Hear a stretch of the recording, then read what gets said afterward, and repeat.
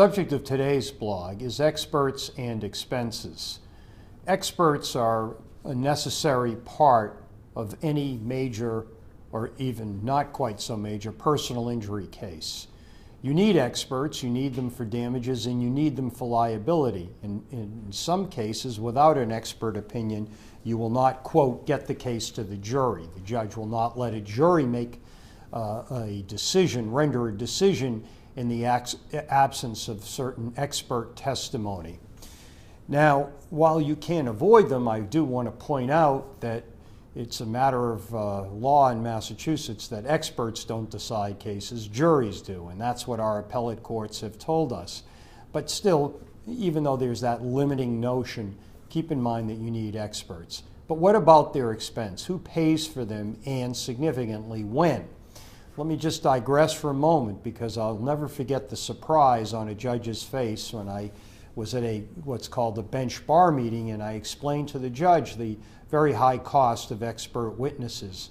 And this judge, a very good Superior Court judge, seemed to be quite surprised by the cost.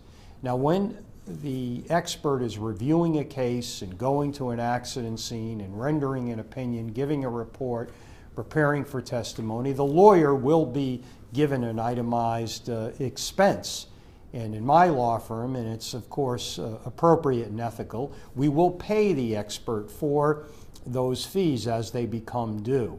And you should find an attorney to represent you in your personal injury case who will not ask you to pay those expert fees while they are being incurred.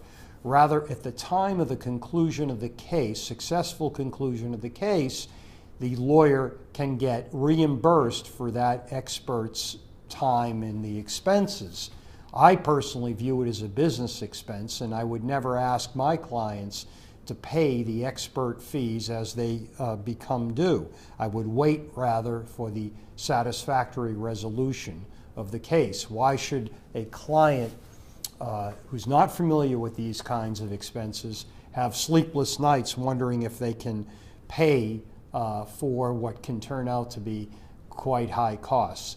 And if the case, for some reason, and very, very rarely, thank God, has it been the case, that it is not successfully resolved, it is the practice of my firm not to ask the client to be reimbursed. But the key thing is that you do not want a law firm representing you who will, while the case is going on, ask you for expert reimbursement or any kind of reimbursement. That's just not the way it is done in best practice. Thank you.